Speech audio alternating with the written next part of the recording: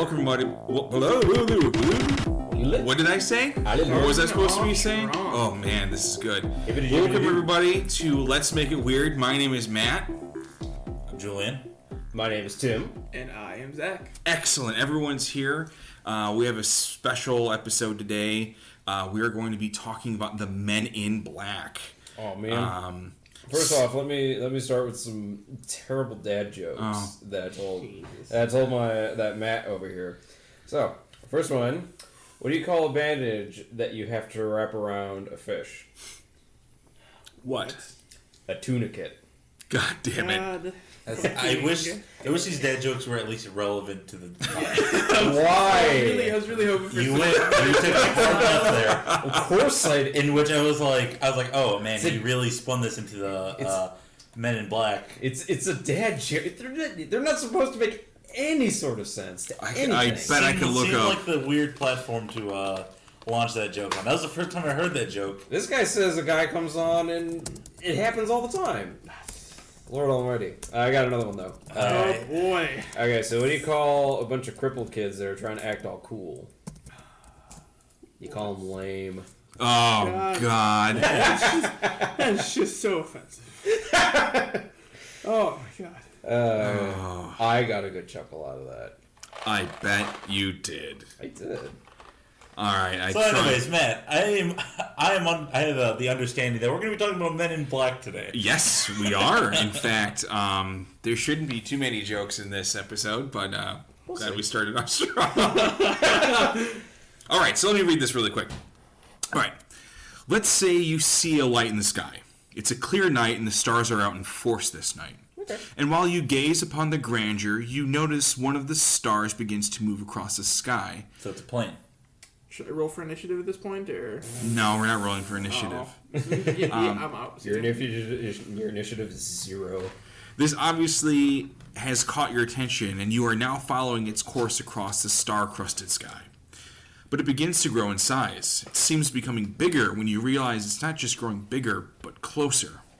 As it comes closer, the lights seem to separate and bleed out of the one large light into 3 smaller lights. Frightened, you stand fixed, unable to run or scream. These sorts of things only happen in movies. But now you notice something. The stars seem to be blotting out the light of the stars seems to be blotted out around the 3 lights coming closer to you in an oval shape, where there's only blackness instead of stars. And then you see the silvery, not quite metallic material of the object in front of you, and then you just as suddenly wake up in your bed. Did that really happen? Did I really see the object come down from the sky? What did I see? And then there's a knock on the front door. You turn and look at the front door and hear it again. The slow, hollow sound of someone deliberately placing knuckles to solid wood. In the same daze you woke up and you find yourself at the front door. 2 men in dark suits are talking to you. When you finally are able to focus again, you hear them tell you saw nothing the night before. That it was a trick of light off a low cloud and nothing more. They are wearing dark shoes and black tie, but something about the whole getup they are both wearing makes them look almost old-fashioned, almost odd. Then you notice the strange, almost mechanical way they're speaking, like every word and letter had to be planned out right before they spoke. Before they leave, they look you right in the eyes and tell you that if you tell anyone what you saw, that they would come back and harm you and your family. For their odd speech, that came out of their mouths very clear and natural. They leave right after that and walk away to a very out-of-date but very new-looking car. And then they're gone. How could they have known what you saw? You still don't know what you actually saw. More importantly, who were they? Should you worry about them? Hurting your family? Should you tell someone about them? So many other thoughts are running through your mind, but you keep coming back to the one question. Who were those men, and how did they know about what you saw? I can kind of answer that. Those morgue people that I spoke to earlier, they're not exactly very nice. No. No? They're dressed in black. Oh. Are they Mormons or coming to your door and asking about morgue Jesus? people. Oh. You didn't hear that? So I have a question. Yeah. Okay. You were clearly just tripping off your ass. You're living in an apartment. You saw a plane. Then you blacked out. That's why you saw it separate, and then you saw the whatever headlight of your car.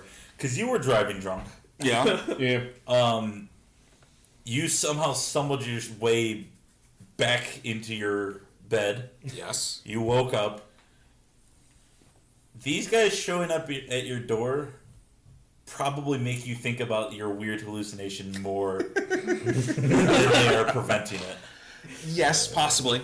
And honestly, a lot of UFO phenomenon, and I hate the term UFO, but it's the most. Oh, I'm sorry, man. It's pronounced UFO. It's not just UFO. My personal, we should be not using UFO anymore. We should be using unidentified aerial phenomenon, or UAP, because you want to get away from the thought limiting, function of UFO. Yeah, but UAP doesn't have just the same. No, it doesn't.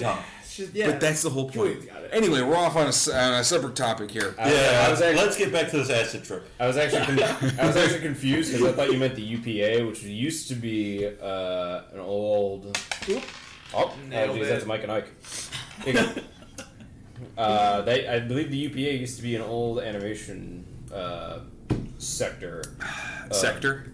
Well, I don't know how to call it because there's like the Disney Centers was like Warner Brothers back in the day. Yeah. And there's the UPA, which specialized in basically kind of like cheap but pretty good animation. All right. It was like the avant-garde of like shapes moving sort of shit.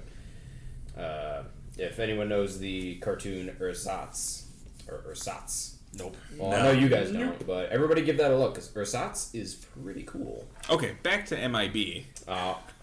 And You know what? Maybe this guy drunkenly stumbled across this, realized it was still in production, and that's who these black suited men were. Trying to keep this apparently already unknown thing even more unknown. He didn't want anybody to know about this shit. Yeah.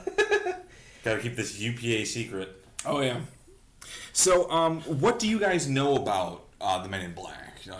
What have you heard? Great movies. Yes. Yeah, those documentaries Fantastic. were 3 good documentaries. Will Smith. I don't know about the third one. Third one's a little bit far-fetched. Time travel? Yeah. Come on. makes sense. I have done prior research, but I forgot all about it because that was 2 years ago. All right. When me and Matt tried to start this podcast. Just the recording wasn't so hot back then. We've gotten a little bit better. I doubt I've gotten better. I've gotten only more dull as the days have went on. It's because you're drinking a lot.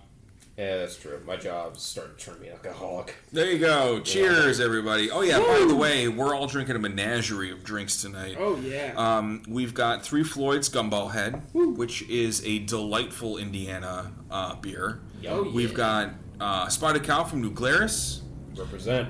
Modelo from the Garbage. Down the street. And, about And yeah, this niche little place called Walgreens. maybe you've heard of it? Yeah, I think it's German-Swedish. And we got some PBR lying around. At the very least, some empty cans. Yeah, this guy. Oh, Smoke on the Porter from New Glarus as well. I'm going to crack that open after this Modelo. Yes. And I feel like that is insensitive to Chicago.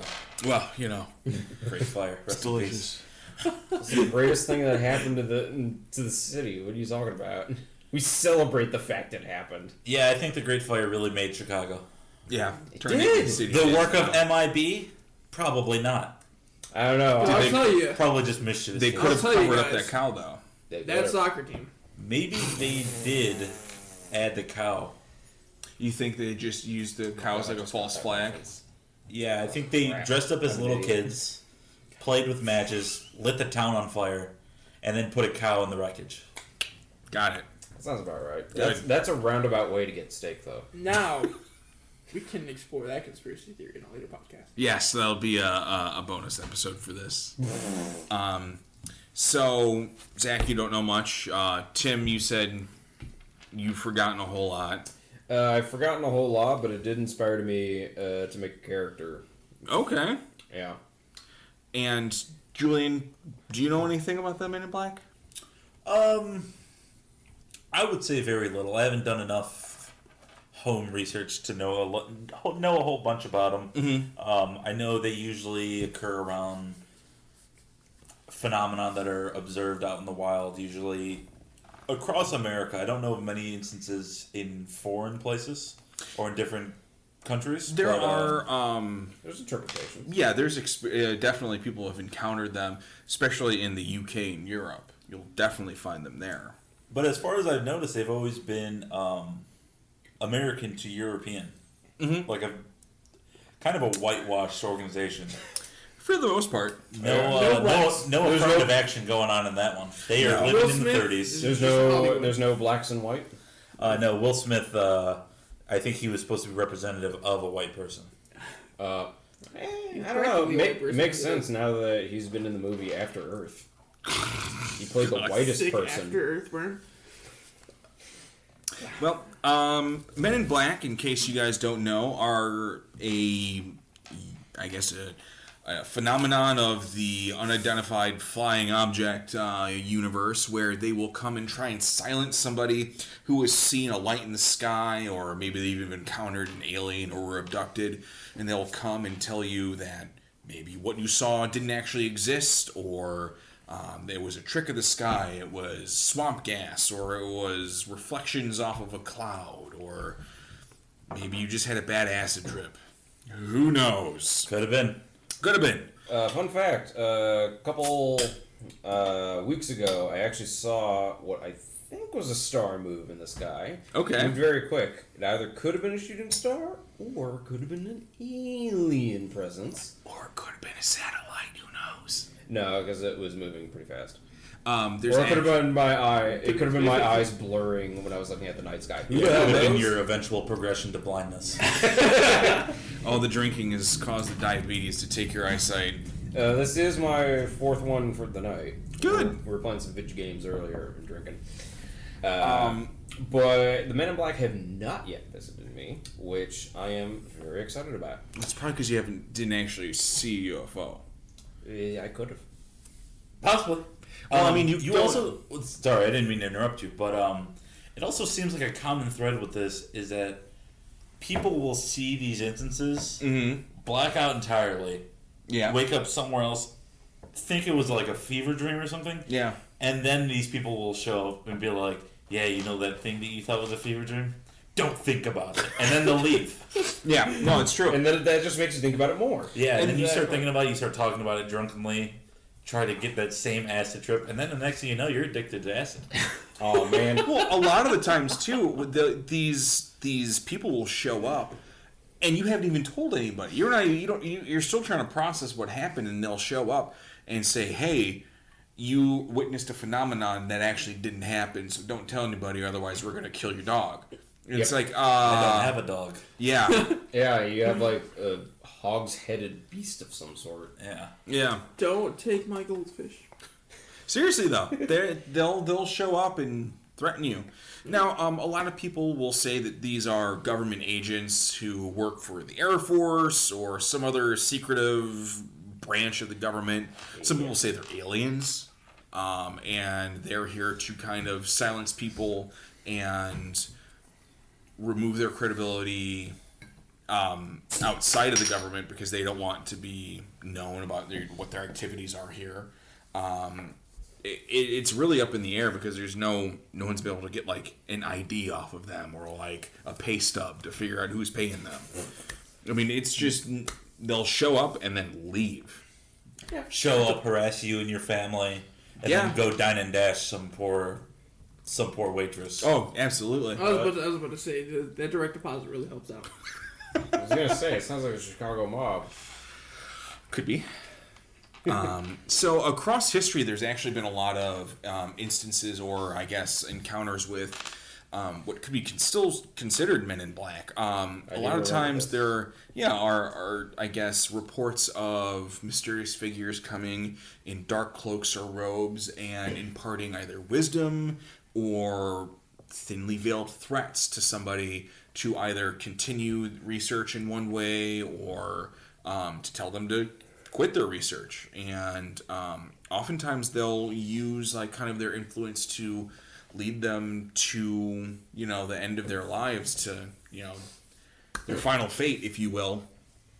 And a lot of this also takes a kind of turn into like the I guess mythology of like fairies and demons, where they'll try and like give you wisdom or magic or power, or if you kind of go against their wishes, kill you, like just outright murder you, and even your family too, or just give you like financial ruin, or you'll get in trouble with the law, stuff like that. Yeah. So a lot of that happened, with mysterious figures, especially in like stories like medieval legends and stuff like that. That'll happen in there. Mm-hmm. When do you think they made the switch from the robes to the suits? Probably with our perception. When we stopped using robes and cloaks and stuff like that is when they stopped using that, and they kind of kept pace with our dress, because otherwise they would look out of place. Obviously, you'd see somebody walking down the street in a black robe, and like, there's no satanic lodge in this city. I've made sure of that. It is just after Halloween. So maybe someone still thinks. So they probably stay away from like the west side, south sides of areas where they would definitely be out of place. Absolutely. They say, "Oh, they're not rich enough to be believed from people." Maybe we can avoid this one. Mm-hmm. Make a left turn here. I don't like this street. Lock your doors. Roll up your windows. Hide your women in liquor. Don't stop all the way at stop signs. Roll through. Go. This was right there. Just do it. Yeah. So Men in Black, cool dudes. No. It doesn't sound like it. It sounds more like they're threatening. They're not very fun. No, absolutely. Trying to keep the truth out. So, what do you guys know of their appearances, other than they wear like dark suits and stuff like that? I don't know the answer to this one. Well, again, as far as I know, they're usually pretty plain of face. Mm-hmm. Not really much for facial hair. Maybe dark sunglasses. Okay. A dark hat. It's a good accessory. Yeah. Keep the sun out of their eyes, even though they usually appear at night. Yeah, right. And the sunglasses. Tim? That is not safe. Alright, so... real quick, I do have to say that plain of face seems like a really good trait for literally any secret agent ever. Oh, yeah. Because you don't want to, like, be recognized or anything like that? Absolutely. Yeah, it was the guy with the 5 teardrop tattoos. That's a lot of teardrops. Yeah, so he definitely killed people. Oh, yeah. Just don't quite know how many. Okay. But for the Men in Black appearance, I do know a couple things because I did research on this before. Mm-hmm. Like Julian said, very plain of face. Usually white, of an older sort of look to them. Okay. Maybe around 40s, maybe 50s, mm-hmm. about there. Artificial looking skin, like it doesn't look natural. It's abnormally pale. Yeah. Almost sickly. Almost Irish. Not quite there. Irish gamers, man. Jesus. Very dark eyes. I believe they're like the eyes themselves are just near black if you're allowed to see them because of the whole sunglasses thing. Yeah. Potato-like in color. Those cosplayers just forgot to take out those colored lenses, man. No, then at that point they're either wearing red or yellow because they're cosplayers. And very interestingly, the mouth is always described as very unusual. Mm-hmm. It's usually like a square slit instead of a mouth. Ugh. Sometimes they don't move. Sometimes it's covered up with makeup, maybe. Yeah, that to give makes the appearance of lips. It's the appearance of lips, because that happened. We'll get into that when we get into our stories of the Men in Black. Our encounters. Yes, but very unusual facial feature to just have an unmoving slit for a mouth. And another unique appearance about them is that they do not move like normal humans. They move almost robotically. Okay. In that manner. And I don't know how to describe it further, other than just like it doesn't look right. It doesn't jive with the way that we know a person should move. Yeah. It's like a mechanic almost, like they're going through motions. Yeah. Yeah. It's programmed and Right. Yeah. It's always disconcerting when you hear that coming down the street. Yeah. Well, they might be dyslexic. Who knows? Their right foot they might think their right foot's the left foot, and you hear them coming down the hall, taking a piss after you've just hallucinated this thing, and you hear left foot, right foot, left foot, turn, knock.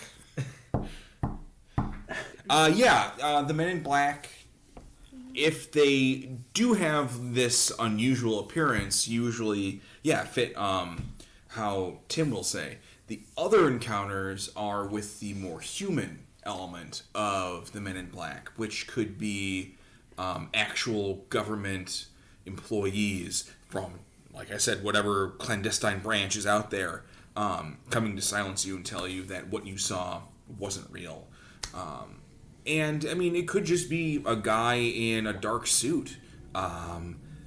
Will drive you out to the area where you said you witnessed this UFO flying over the trees, and it's very remote. You were out there hiking, and while you're out there explaining to him what you saw, he turns to you and tells you, if you ever want to make it home, you better not talk to anybody about this. Otherwise, we're going to be digging a hole and putting your body in it.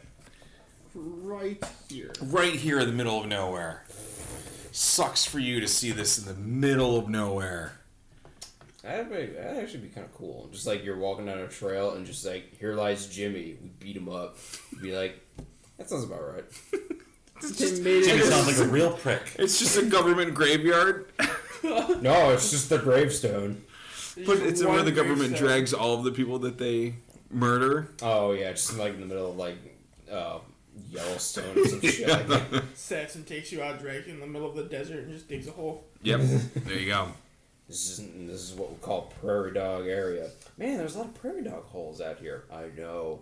It's the prairie dog area. How come I don't see him? Don't worry about it. He's just unfolding his shovel that he pulled out of his back pocket. World War II shovels. Yeah. So there was actually, I believe, was it the flight 158 or 187? Oh my god, I can't remember the name of this flight. It was a flight that was coming off the East Coast, and it exploded midair, like maybe 15 minutes after it took off. And there was a lot of witnesses that said they saw a light flash from a boat off in the distance in the ocean horizon, and it come up and meet the plane and explode. And a lot of people thought it might have been like a test of like a surface-to-air missile. And one of the witnesses was actually taken out to the cliffside that she was standing and watching this all unfold at. She was just happened to be there, like taking in the sunset when she saw this thing. And this government agent, I think from the FBI, they were standing at the edge of the cliff, and he basically said, "You don't want to end up at the bottom of this cliff. You didn't see anything come up from this boat. The plane just exploded." And she kind of took the hint and said, "You're right. Please get off my property." Yeah, I didn't see anything. Wait a minute. Speaking of that, like, what was that? Okay, I did research this on a long while back. It was for an animation project, but what was that one project that happened to like a submarine in which it was being tested in like the Bermuda Triangle or something like around there, and apparently like crew members got fused to a submarine's like outer hull. Oh, that was a Philadelphia experiment. Yes. Okay. It was a battle cruiser that they were testing. Okay. It was like a teleportation sort of thing or something. Well, they were testing like an active camouflage thing to try and warp light around the battle cruiser to make it appear invisible, but then it ended up teleporting like not only 10 minutes backwards in time, but also like I think down the coast. Okay. Yeah, it just showed up in like in front of some other naval place, and it looked like it was covered in green fog, and then it showed back up. And there were people fused to the boat. Yeah, there's a bunch of screaming people like with their arms caught in metal, and it was bad. It was badass, you mean? Okay, we'll talk about that in another episode. That's just general ocean happenings. And I remember talking to people about that, and people give me like weird looks, like, what? What? Like I was the only one apparently that just knew of this shit. Oh, well, yeah. I mean, how often are whales just fusing with land boats? Oh, that'd be so cool! A whale boat. Anyway. I don't think it would be optimized for the water. Yeah, okay. It would just be increased weight with zero maneuverability. You can't control it. No, it would be a wild whale. He'd be very uncomfortable. Mm-hmm. Oh, that'd be so good though. Your buoyancy would be really off too. Yeah, you would definitely. It would immediately turn him upside down to where you thought he was dead. And then just, I don't know. It wouldn't be great for him. No. Ocean happenings. Back to the Men in Black. I'm assuming there's going to be a lot of that. They investigate a lot of ocean happenings too. Yeah, maybe. Yeah, so the Men in Black, apparently if we're going to go the government route, tend to come from either the Army or the Air Force when it comes to like their special investigations units. And a lot of it actually originally stemmed from when the government was very interested in UFOs in the late 40s, early 50s. And this whole wave of UFO sightings across the nation, even the world, just started popping up left and right. And they wanted to investigate this because at the time the government had no idea what was going on. So they tasked a group of people within the government to investigate this. And this is all part of, I'm sure everybody's heard of this, Project Blue Book. Yes. But there were a couple other projects ahead of that one that did their own investigations. The first one was Project Sign. And that one was actually probably the most open-minded of all of these groups. And what they did is they went and almost every UFO sighting, they would go, send somebody to investigate it. They took down notes. They had like a whole questionnaire that they would go through, take them to the site, and try and get as accurate of information as possible to ascertain what could have happened. And a lot of the times they actually looking through meteorological data or flight plans and stuff like that, even going within the government to see what sort of like secret stuff they might have been testing. They actually determined quite a few of them were not unidentified. They actually could have later on be identified. And they actually did find some very inconclusive data that seemed to suggest that whatever these people did see wasn't a plane or a meteorological effect or some secret test plane or whatever. They couldn't explain it. And they were very open, but people in the government actually did not like the way they were, I guess, using their very positive and open look at UFOs and getting some very strange results that the government couldn't identify and couldn't say that we know what this is, even though our experts don't. So they scrapped Project Sign and they created Project Grudge. Project Grudge sucked. Project Grudge did everything like a Men in Black. UFO report would come in. They'd send somebody out to go and investigate it.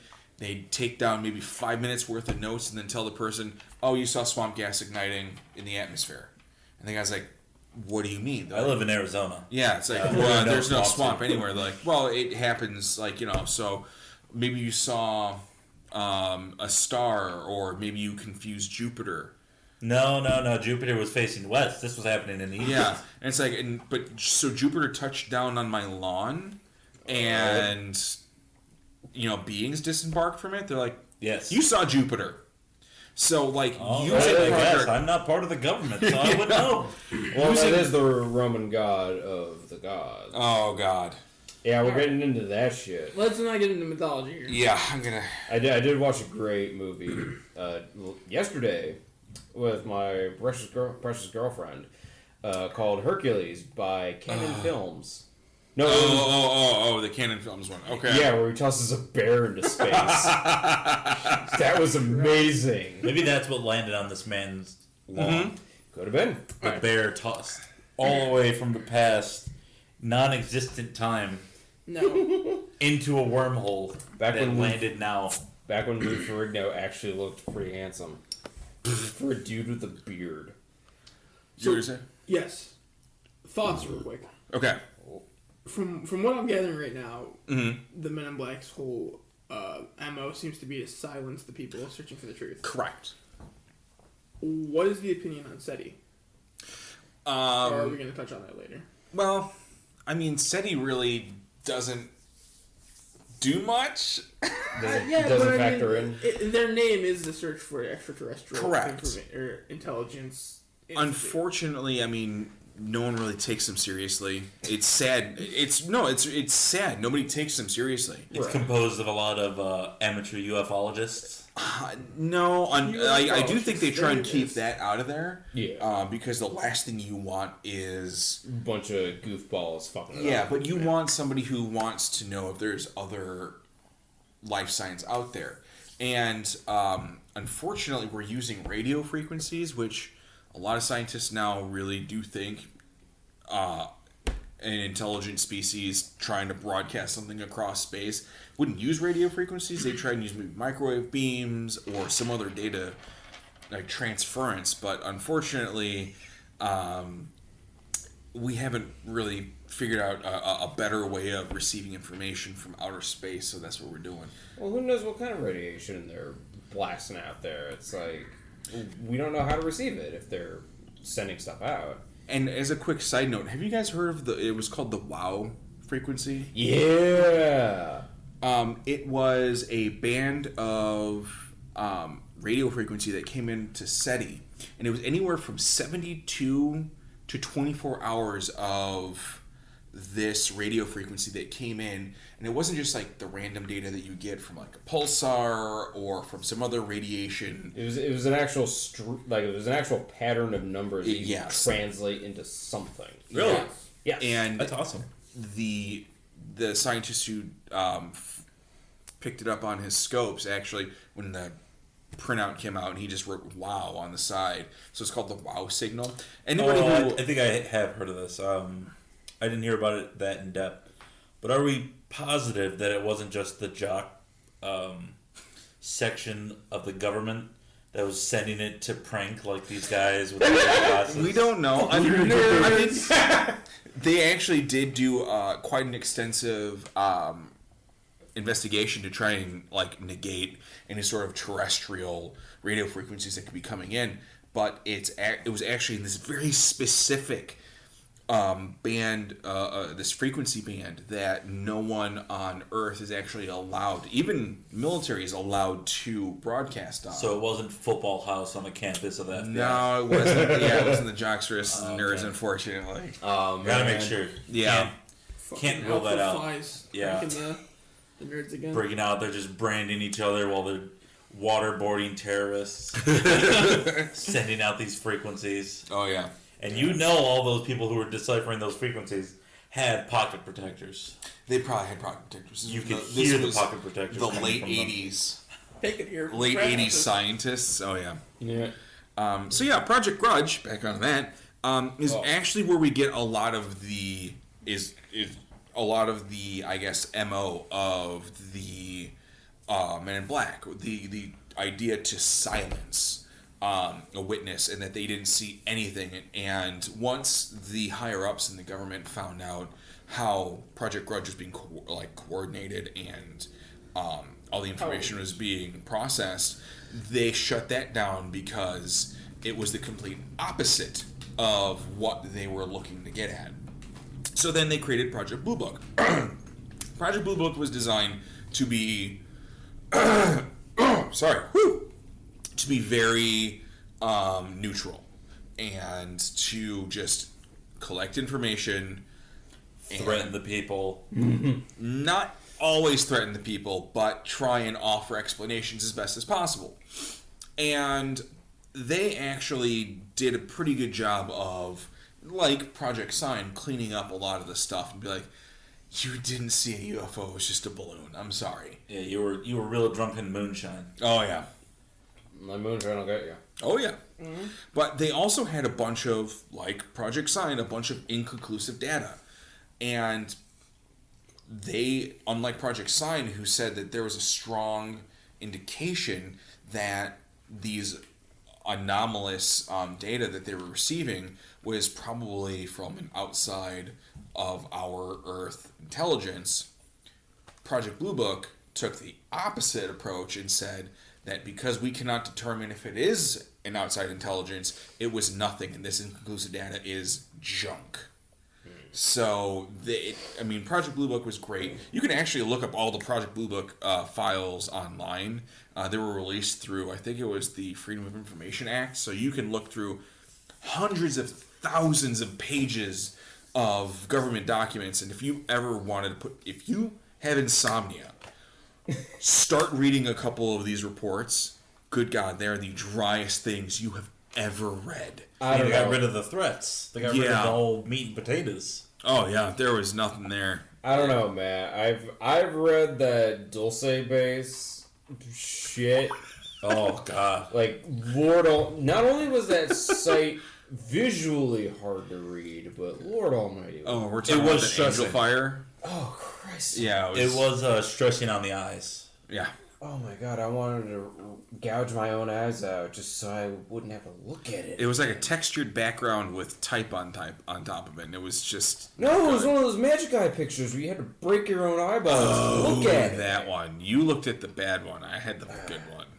It was still black background with green text. It hurt your eyes to look at. For Christ's sake! Wasn't all done. He did that himself. Yeah. He did not use anybody's help. He told me to look at it. Matt told me to look at it. Yeah, it was Fuck. I read it all. That could have been a great piece of fiction, though. See, what you do is you select all of it, copy, and then paste into a Word document and change everything into black text. You're fine. I didn't do that, though. See? You haven't spent a lot of time reading these bullshit websites. filled with creative ways to try to interest people. It never works. No. And it's constantly terrible. Oh, yeah. And malware. Oh yeah, you gotta deal with the malware. Guys, They're your phone has like GeoCity 15 sites. viruses on it. Download this crazy anti-malware. Well, I want to know the truth, so Yes, I'll deal with these malware. So if we're gonna go with the alien route that the Men in Black...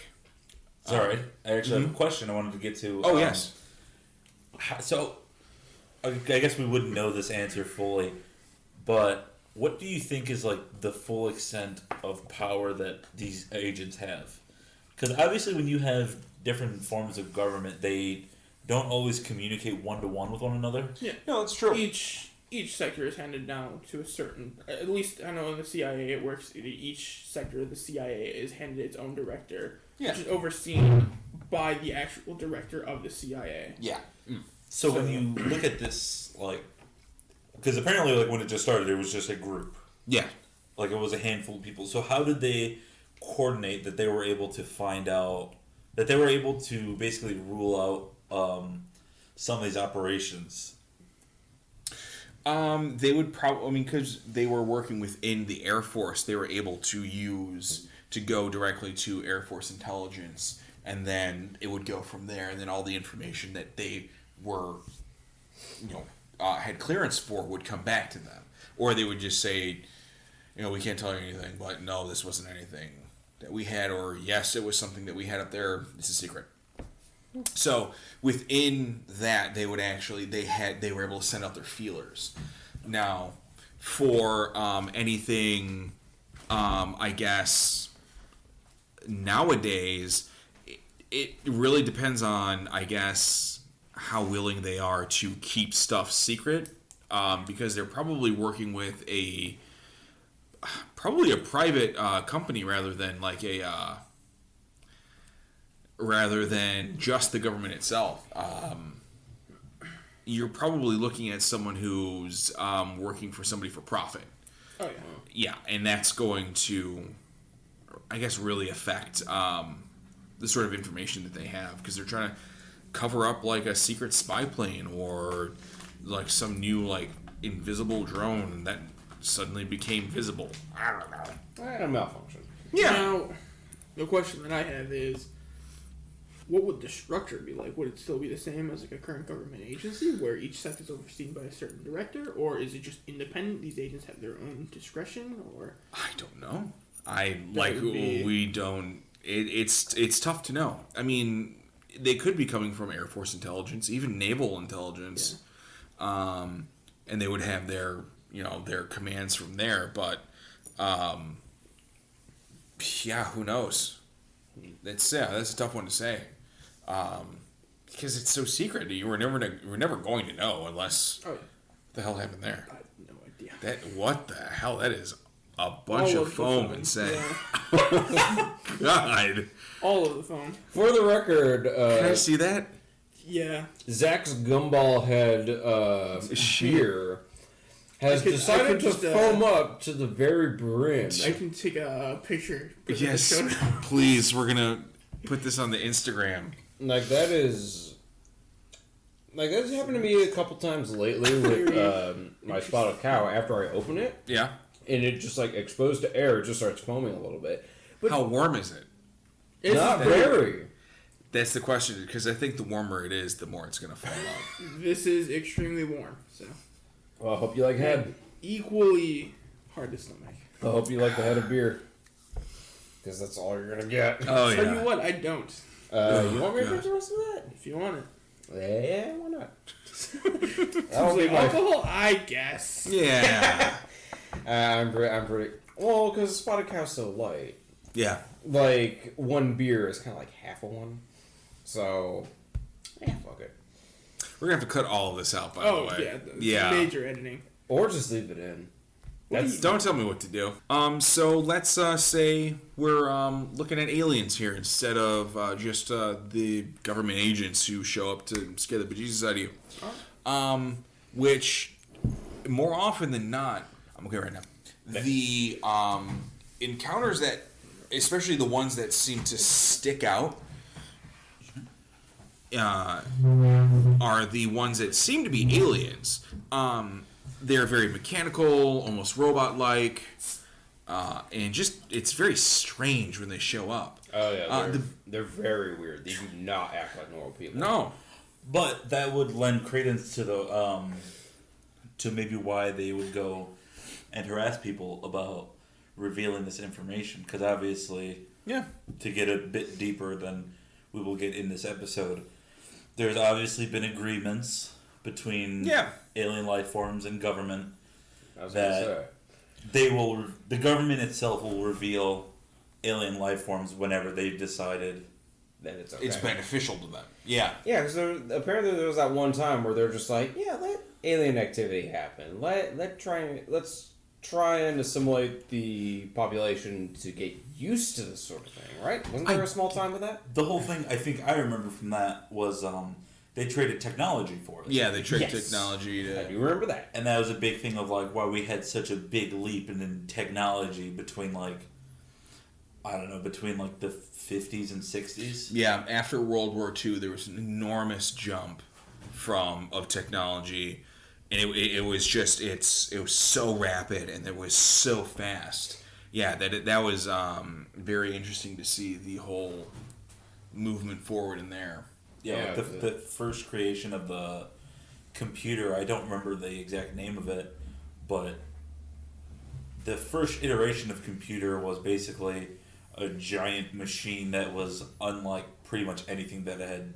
It took up huge. Yeah. There was that rooms. There's those reel-to-reel sort of data things, and it was like that was not something that had existed before that. No, they had very rudimentary versions of that, but it was still very analog. Yes. It was there was no real data in there. But yeah, so it honestly could be that the aliens are working for the government to cover up their sightings of them, which is just stupid, because if the aliens really wanted to hide, why do you let people see you in the first place? Yeah, you gotta be more careful about that. Yeah. I mean, we're kind of spawning like rabbits. But still, it used to just be a swampland where they could say, hey, it wasn't us. Just like tell your people that what they actually saw was swamp gas explode. Next thing you know, we got skyscrapers, and you're looking up in the sky and you're like, I can't see stars, and there's that star right there just zipping across the sky.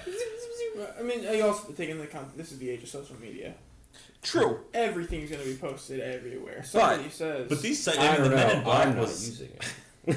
the Men in Black kind of originated back in like the 50s though, or Yeah, when there even was no- before that. I mean, obviously there's been other documentation of it, but as far as I can tell, that it's been around for a while, like before social media. Obviously now, unfortunately now you have the instance of people wanting to claim that they've seen things, and it sort of dilutes the pool of actual sightings. Oh, That's true. Absolutely. Crazies. Yeah. Coming out and saying, yeah. I mean, most of the time it's the guy that was rip-roaring drunk or experimenting with... That one bad acid trip. Yeah, that one guy with the bad acid trip. And he doesn't even think he saw something. He thinks he hallucinated something. It's true. Until these aliens come down and knock on his door and be like, it was swamp gas exploding, goodbye. Wait. You didn't see anything, sir. What I have to say is, if you're employing these aliens or these men in black, or maybe you create these things to go and interact with people because you're a millennia old society that is literally as alien as can be, and you don't understand how to function and socially interact with these other beings that are on this planet that you're investigating. If you're able to do this, can't you just keep your spaceship fucking invisible for 15 minutes while you're trolling around in the sky? But we don't know that that's a thing. What do you mean? Invisibility? It's not like That's like saying that just because these things can fly in the sky that They traveled across the that whales stars. confused with boats. Oh my god. That is not the same thing at all. I was Right gonna now. say, Matt, we can't all be like Shinzon from Star Trek Nemesis and have a ship with a perfect cloak. Why not? Because that's hard to do. That's he make believe. Hollywood made that up. You I'm know sorry, what? He's you're Rick right. Berman and Hollywood made that up. You're so. right. I completely forgot. Tom Hardy can only be so many people in his life. Not Daniel Day-Lewis. Daniel Day-Lewis, I think, might be an alien. The closest thing, And yeah. he's just capable of Masquerading. Yeah, just Shape-shifting. changing who he is. He was Abraham Lincoln. He was. He might have been Abraham Lincoln, In a past fake life. dying, and then came back and played himself. Played him in Lincoln, yeah. Shit. Fantastic actor. Let's just keep him around. I mean, who's going to have a better experience at playing him? That's true. The guy who played Abraham Lincoln Vampire Slayer? I think not. He almost God did it, but damn it. didn't quite get there because he's hunting vampires. Yeah.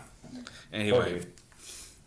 So, now that we've discussed all of this weird shit with Men in Black and how they will bother your days, let's go over two stories that will always come up when you do any research on UFOs. I got a weird third one that I pulled out of somewhere. Okay, well, let's talk about these really quick.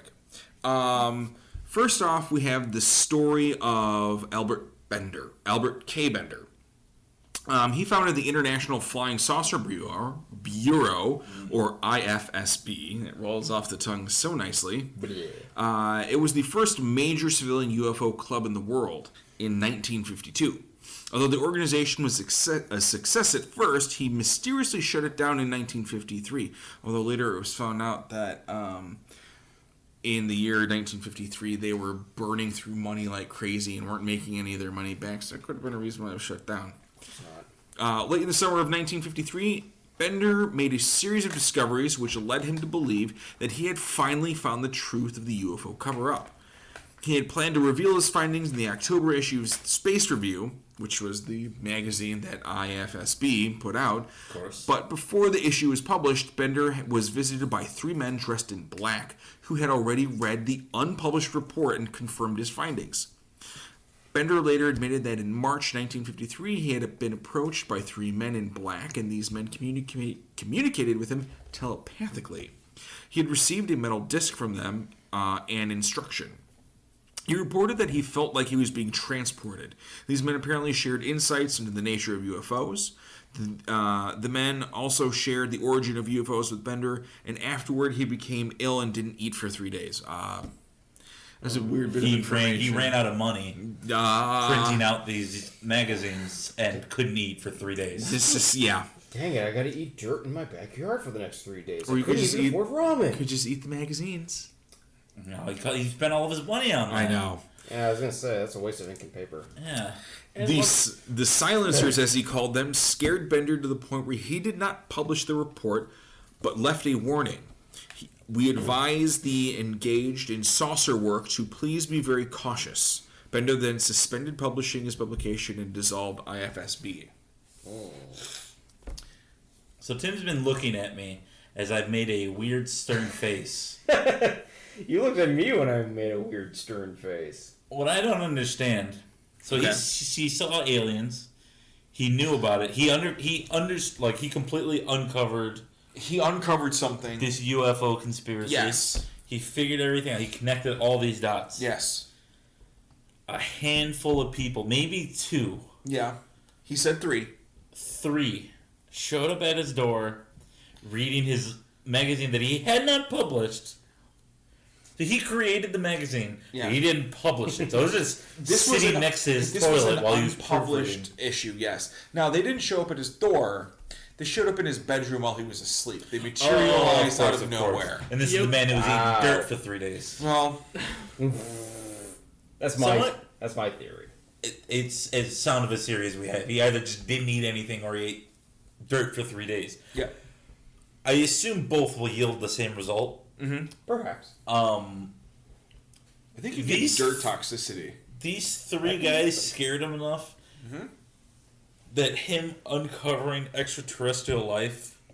Yeah, a very something that could change the nature of our reality as we know it. But 3 guys just threatening him, saying, "Hey, we're gonna beat you up if you reveal this stuff." Well, and not only that, a bit more severe than just beating. Not only did he uncover this information, they confirmed it and gave him even more information than he had previously. So he's just sitting there with a notebook as they're talking. Essentially, they're like, "You don't even have half the information. We'll tell you the other half." They showed up. They're like, "You're right. This is everything about our history. Yeah. Do your thing with it," and then left. And then he's just like, "No, I can't do this. Yeah, this is too much, man." Well, as they said, those engaged in saucer work to please be very cautious. It's weird. Yeah, that's a weird That's one way of putting it. What did he do as a job? Well, this was his job from 1952 to 1953. Afterwards, he was very hard to get a hold of, but I think he was like a manager for a factory for 14 years. That's a decent paying job. Why would you go into UFOlogy just to sacrifice your high paying factory And he created job? a club, which in itself should not make money, to the point where it bankrupted him. Yeah. That's called passion. It feels like this guy had a lot of problems going on. He was just trying to make things spiraling down. He was trying to work some things explain out. Why he had to eat the copies that he made. Yeah. He lost his job at the factory, or he quit. I don't know. Because he was starting to investigate all these UFOs. Oh, no. This is his factory job. This mundane job was after his magazine. Oh, so he did bounce back. He bounced back, but I mean, good for him. He just refused to talk about it at all. Sound like probably the better move. It was a good move for him. Probably. Yeah. All right, so the second story that we have here after Mr. Bender is Herbert Hopkins. He was a psychiatrist who was actually dealing with a case in which he was trying to regress somebody, I think hypnotically regress somebody who claimed to have a UFO encounter, and I think several abduction encounters as well. Says on the evening of Saturday, September 11th, 1976. Herbert Hopkins was at home alone when he received a phone call from someone claiming to be the vice president of the New Jersey UFO Research Organization. Immediately got way more unimportant as that title progressed. Yep. And asked him if he could drop by to speak with Hopkins. Hopkins, for reasons he was later unable to identify, agreed. He also later found out that this organization didn't exist. He hung up with the phone. Yeah, he hung up the phone, went to the hallway to turn on the light outside, and was startled to see that his visitor was already climbing up the back steps to his house and nearly at the door. There was no way, not if the man had called from across the street, not if he had called from the house next door, that he could possibly have made it to Hopkins' door so quickly. Though extremely puzzled, Hopkins opened the door and asked the gentleman to come in, which is the last thing you should fucking do in that situation. But that's because I'm security conscious and I'm worried about people breaking into my house. This was the 60s. Acid was in full effect. Well, it was 76. I mean, people were still very trusting. People were getting off of acid. They were starting to come and see the world. Yeah. I noticed you're making a lot of drug references throughout the podcast. You would be surprised how often drugs have to do with spotting UFOs. Yeah. I realize that, but it feels like that's like... I don't mean to disclaim these people's things, but this man is the vice president of a UFO club in New Jersey. It's your go-to, though. A club that does not exist. It's your go-to, though. Like I'm just saying, it would explain a lot of these instances. Well, we're gonna hear some more how this could also be explained by... I don't know. Anyway. All right. As his visitor took a seat, Hopkins was struck immediately by several things about him. Firstly was his attire, which was in impeccable condition and entirely black. Shoes, socks, pants, shirt, tie, jacket, and the round, polished derby hat he wore. Next was the fact that this strange man was completely bald, meaning in addition to lacking hair on his head, he was also missing eyebrows and eyelashes. This man's skin was dead white, except for his lips, which were bright red. His facial features were odd in general. His nose was disproportionately small and set low and far back. He had a receding chin, and instead of having a neck, his head appeared to meld with his shoulders. His eyes, though not glowing, were unusual in a way that Hopkins had difficulty in describing. The stranger briefly outlined, in a mechanical voice completely devoid of intonation or inflection, his understanding of the case he was currently working on. It appeared that the MIB was far more interested in finding out what Hopkins knew about the case than he was in learning anything about it for himself. Things grew gradually more bizarre in each passing minute. At one point, the MIB, who was wearing what appeared to be wearing gray suede gloves, which contradicts the fact that he was wearing completely black before, Well, don't think too much about it. brushed his lips with the back of his hand. When he put his hand down, the MIB's face and glove were smeared with red. Hopkins examined the MIB's mouth more closely and quickly realized that the thing had no lips, just a slit mouth doctored with lipstick to give it the most general impression of lips. When the MIB spoke, Hopkins could discern no teeth in its mouth. Apparently satisfied with the information gathered from Hopkins, the MIB changed the subject. He informed Hopkins that there were 2 coins in Hopkins' pocket and asked him to remove one. Hopkins complied and held out the coin, a shiny new penny, in the palm of his hand. The MIB told Hopkins to watch the coin closely. After a few moments, the coin took on a silvery appearance and then appeared to be going out of focus. Then began to fade and eventually disappeared altogether. The MIB informed Hopkins that the coin would never be seen on this plane again. He then inquired as to whether Hopkins was familiar with alleged UFO abductee Barney Hill. Hopkins replied that he had heard of Hill, but he was under the impression that he had died in the not-too-distant past. The MIB informed Hopkins that was correct. Barney didn't have a heart, said the MIB, just like you no longer have a coin. Should be noted that Barney Hill actually died of cancer, not from some heart-related disease. The MIB then greatly suggested that Hopkins destroy any material he had related to the case that he was working on. Hopkins noticed that the MIB's speech was slowing down considerably. The MIB admitted that his energy was running low and rose slowly and unsteadily to his feet. Hopkins saw him to the door and watched him slowly descend the stairs, placing both feet on each step, attempting to negotiate the next one. He finally made it to the bottom and disappeared around the corner of the house, from which a bright light emanated. Hopkins initially took the light to be the stranger's vehicle, but he later realized that the light was far too bright and bluish to have come from an ordinary car headlight. As is common following MIB visitations, Hopkins began to have trouble with his telephone. He often picked it up to find the line dead, and his patients began to complain that when they called, he either didn't answer his phone, or they would get a voice falsely claiming that this number was out of service. On those occasions when the connection was successfully made, it was often mysteriously broken in the middle of conversation. The phone company determined that Hopkins' phone line was definitely being tampered with, but they were at a loss to explain how or by whom. Yeah. Well, let's realize I now have 2 stories to tell. Oh, please do. Well, because you skipped out on the other one that I think is pretty prevalent, but if anyone else has any comments. I have a few thoughts. I think I'm just... Maybe we brazed over the fact, why did this man in black come and see him? Because he was working on a case about someone who thought they had alien abduction encounters and stuff like that. So he was trying to hypnotically regress them, and he was gathering up material, trying to figure out what this, I believe it was a woman, was seeing and encountering.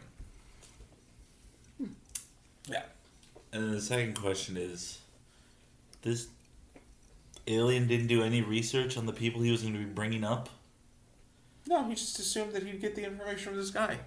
Yeah. By saying Barney Hill died from his heart teleporting to a different plane? Well, that's a question I have. Yeah. Is why would this Men in Black man mention Barney Hill when he should be mentioning Betty Hill, who was way more into this alien stuff? Because what I recall from the Betty and Barney Hill abductions is that Betty, for some reason, was super in love with the idea of aliens and extraterrestrial life and meeting these people. Mm-hmm. Barney was pretty dismissive, right? Barney he just didn't want to deal with it. No, everything weird that was happening around him because of it, he wanted nothing to do with these it. Damn aliens making my heart disappear to different planes, bringing it back. Yeah. And so why are you mentioning Barney Hill when you should have been mentioning Betty this entire time? Because the Betty and Barney Hill story was actually it wasn't famous at the time that it happened, which I think was the mid-'60s, but in the late 70s, or even maybe it was the early 80s, I think was when the story really started to pick up traction, because they tried to keep it hidden for as long as possible. Their whole hypnotic regression, right, and all of their medical stuff. But at that time that this story was going on, I do think the Betty and Barney Hill story, at least within the UFO community, was very, very famous. And even not even the UFO community, but in the U.S., I guess, world in general, because it was a very famous story of an interracial couple being abducted. Well, because I'd assume that's just a weird novelty for aliens. This is a very odd phenomenon considering there's this area that's racist toward these people. Well, actually, there's a lot of reports at the time of what seemed to be, they don't know if it was CIA or some other intelligence organization within the military, but military people infiltrating not just UFO groups, but black church groups. And they seem, within these church groups that they infiltrated, there actually seemed to be an uptick of either UFO sightings or abduction encounters. So there actually seemed to be a sort of this new person joins their church, and then shortly after that, people start seeing UFOs or think they've been abducted, and there definitely seems to be a sort of correlation between those two. And this was also within the FBI and CIA was trying to monitor this, because they also thought that aliens posed a threat just as direct as the communist, because all the stories of people who encountered aliens, it's like, oh, they live in perfect harmony, they don't need money, they don't need government, they have no laws. They're like, oh, this sounds like, the communists, and they automatically thought that this was a very elaborate way for communists to spread their propaganda.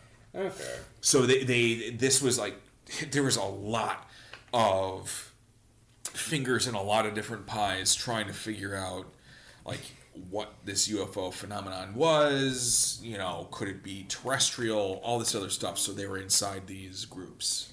I also think the Betty and Marty Hill incident is famous because apparently they got abducted multiple times. Right? I think they may have. Yeah. I know there was the one time that was super... When they were driving. Yeah, when they were driving. Definitely. And they just sort of wound up in the field. Yeah. But at least I think it happened multiple times. I don't remember. If it didn't, it feels like that might have been the case. It could have been. I don't know. Maybe it's because, again, they're just such a novelty to aliens. Like, oh, this is kind of weird. But then again, Betty was also like begging for more alien.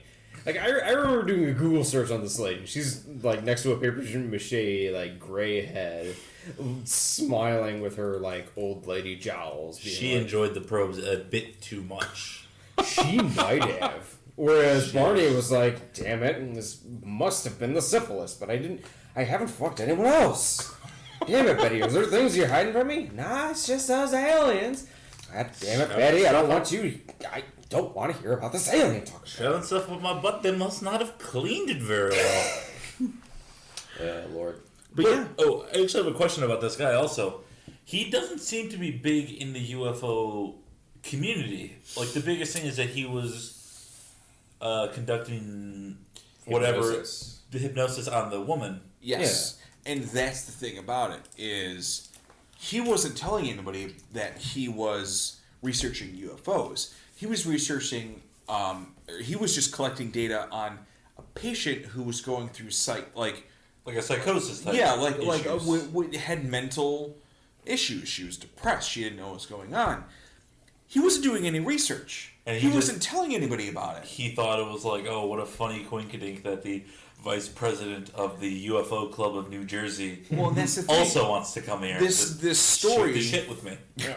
Well, this story just seems like this guy seemed to be almost under some sort of like suggestion to, invite this person over, let him into your house, talk to him, because who cares that he showed up 10 seconds after I got off the phone? Exactly. He thought it was weird. He still let him in the house.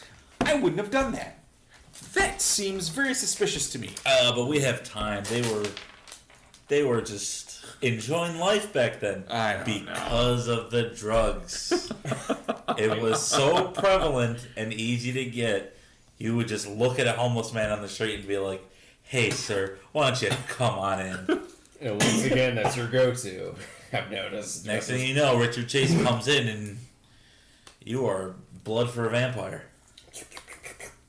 All right, so you said you had 2 stories. Well, now that you talked about 2 stories, at least one story that I've never heard of, because I thought one of them would be one of the more famous ones. But now I have 2 stories. Okay. The first one, which is now the news story, is a long time ago. I forget all the tiny details, but there was a girl that was looking at like weird floating lights that were happening in her house. Mm-hmm. There's weird little floating lights.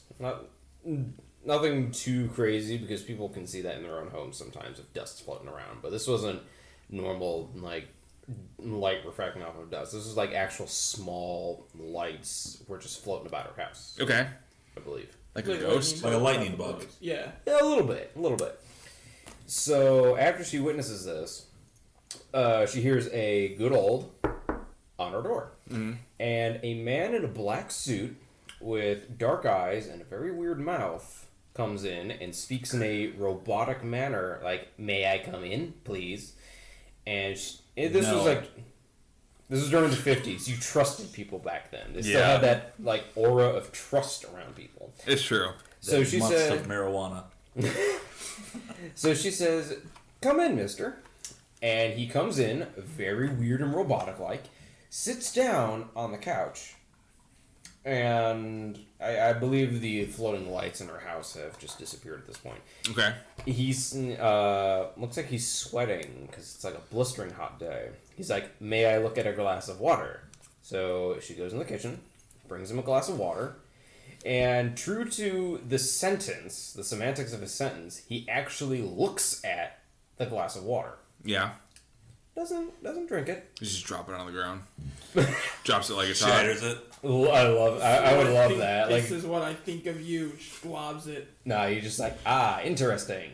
Then he just puts it down on the table next to him. Okay. And I believe he says something to the effect like, "These lights were not here, and I must go now." And then like his speech starts glitching out. Yeah. And he walks out of the house in a very odd manner. Just exits through the window. I wish. I really wish. A good day to you, ma'am. Lifts up just walks through the window. No, he falls into the bush and just walks tumbles out. out. Yeah. God damn it! No, I have to trim that. That'd be great. But that's like a weird little side story because almost nothing happens with that. She just sees weird floating lights. A dude in black who's very pale and very odd comes into her house. It's true. And basically tells her, these lights aren't real, and does something weird, and then walks out. But the other story I remember is I think there was a professor in some sort of school. Mm-hmm. That's where they usually are. Yeah. I forget the details because this was like 2 years ago that I did the research for it. Professor starts talking about alien life and something odd that he saw to his students. And the class ends, they all leave, and a man in a dark suit, with a dark hat, also very odd, comes to talk to him and say, "Look, sir, we need you to not talk about this. We need you to not talk about this at all because this would compromise something in my particular sect of fieldwork." Mm-hmm. And the doctor's like, "Oh, jeez." And again, details are lost, especially due to alcohol and time. So, this man in black basically just says, "Look, just don't talk about this, or I don't want to have to get serious, and I'll give you some time to think about it." Okay. So the doctor then walks around campus, and is just thinking to himself because it's oddly quiet, and then he knows there's nobody on campus. Nobody's working anywhere. Nobody's hanging around. No one's goofing about. Oh shit. No one's studying. And he's basically walking around like half or so of the campus. And then he comes back to the classroom in which he was teaching at last. And I believe not only is the man in black gone, but then he hears the bell ring in which the next class is supposed to start. And if you're walking around campus, that takes a long time. At least like 5 to 10 minutes. Maybe 20 if you're walking half of it. So that's a long time for the next class to start. Oh yeah. They usually give you 5 minutes. Mm-hmm. And after that, he never saw the guy again. And I don't believe he reported anything. Okay. But that was just the other weird story that I had. Did he? I don't know if you know this. I don't know if there was any follow up on it. Did he ever talk about that information again? Obviously, he reported this story. Well, someone might have gleaned it off of him. Mm-hmm. I don't know if he like reported it officially because again, it's I mean, like repeating, talking about like the instance he had that led to the Men in Black coming to see him in the first place. That I don't know. Yeah. And okay. again, that's because of time. I haven't researched this in a while. I mean, I would say I don't think there's a whole lot of follow up if they're just reporting on that information. Right.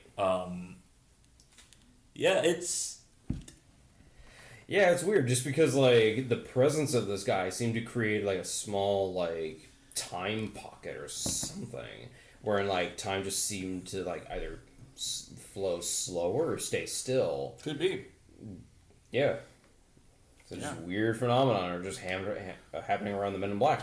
There was another one that I remember while you were talking about that.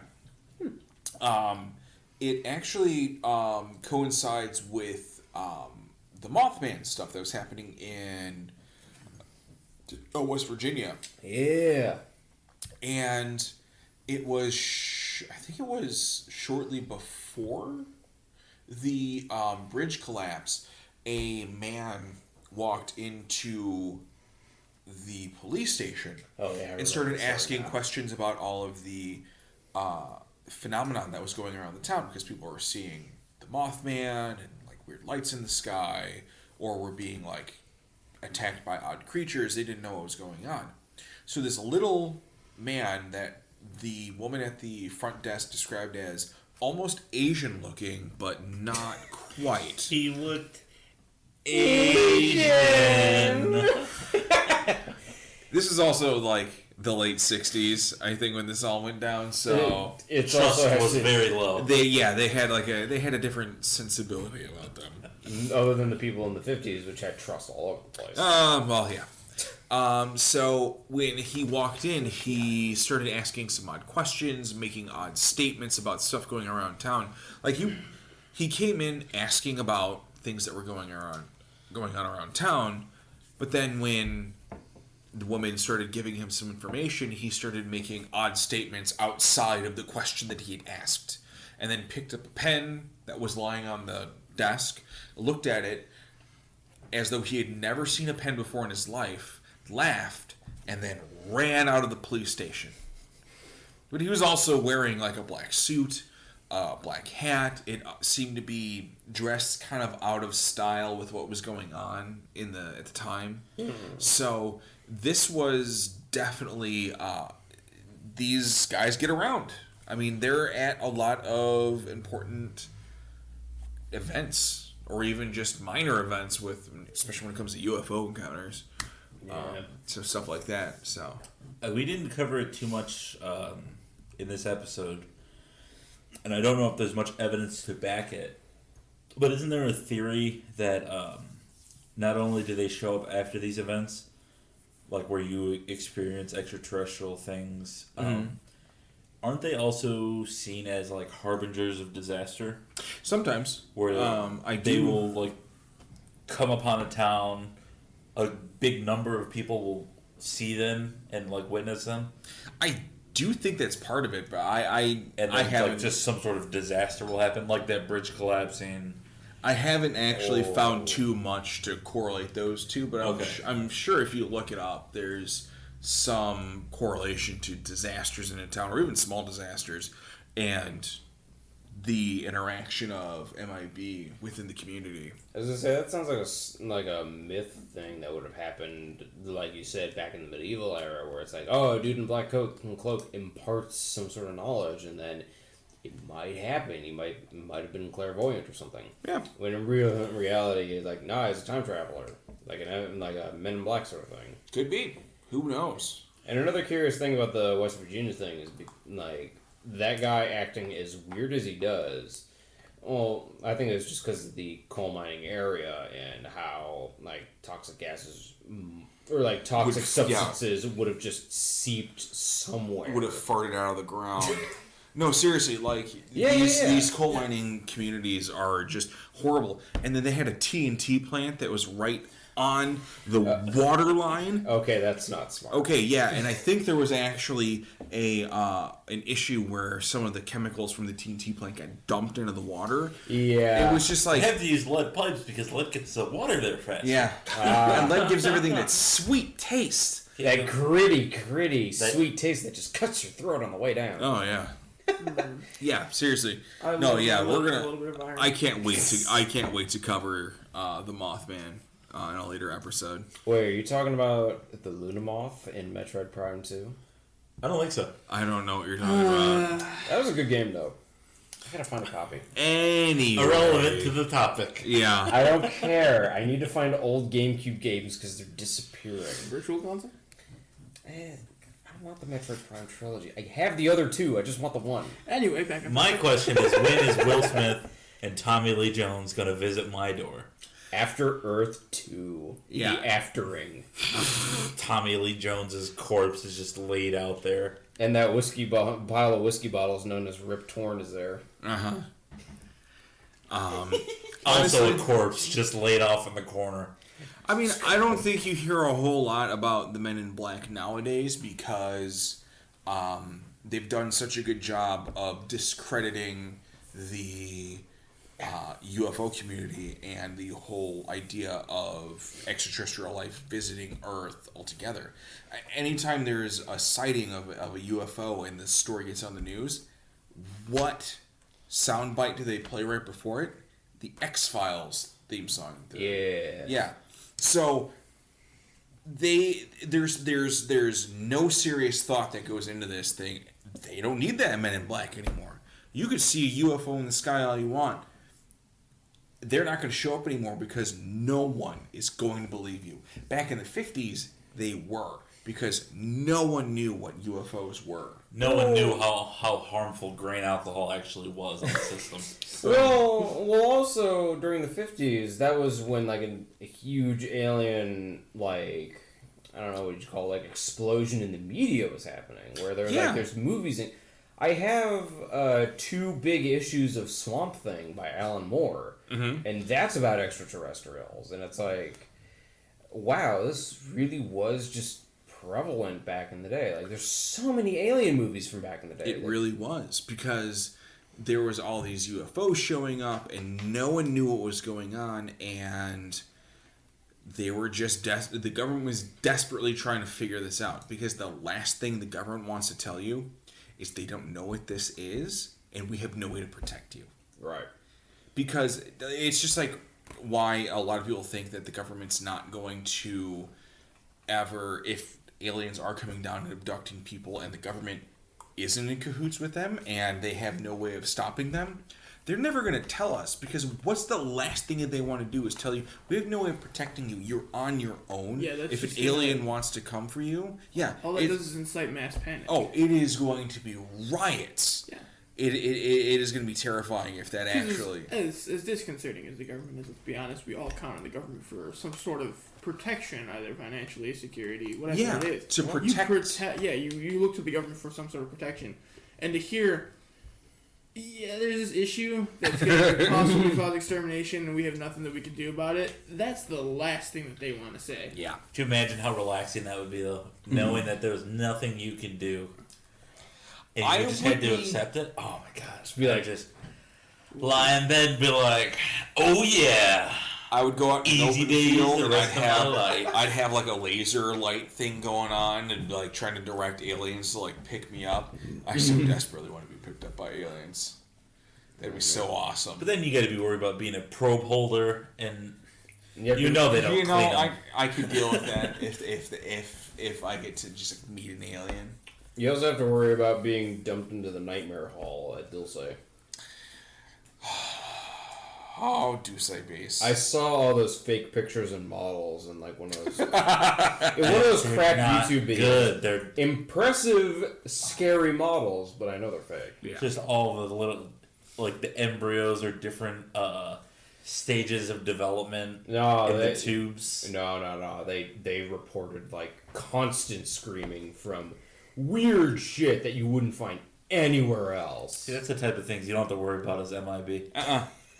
You go to someone's house, say, hey, I know you were really drunk last night. You did not see those things. Have some more acid. You did not see those things. They show up with the bong that's like, okay, dude, we know you've been partying pretty hard. We got to party even harder. Aliens are real. Take a rip. Trust us. So do you think we learned anything tonight? Do you think we learned more about Men in Black and how to protect ourselves? No. Yes, I think they sort of operate by vampire rules. Okay. Where they will only enter your home if you allow them to.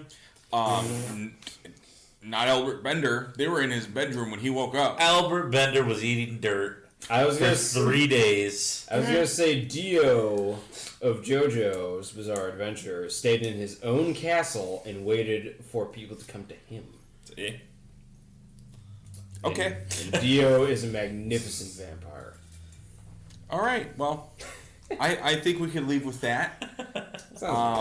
Yeah. I definitely hope everybody learned how to protect themselves from the Men in Black. Wear garlic. I think you should wear garlic. Just don't look at the sky ever. really. It's sky never lies, beneficial. The sky lies to you. Oh, yeah. It may be a beautiful day, but it's never a beautiful day.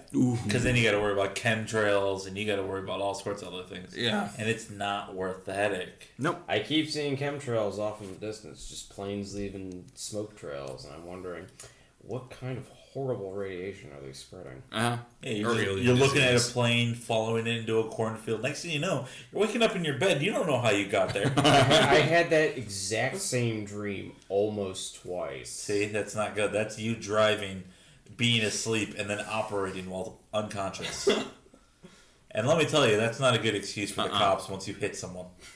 I suppose. Still get that ticket. Then again, in the 50s, they were like, oh, this guy got hit by a car. Death by natural causes, I suppose. A car used to be a natural thing. Yeah, that was just a horse.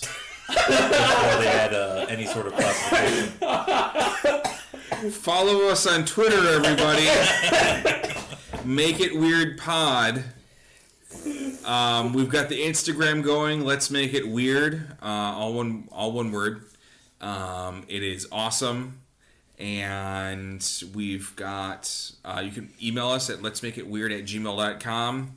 That's really about it. We still don't have the Tumblr up, but eventually we will. How do you not have I have a Tumblr. Shut up. Why do you have a Tumblr?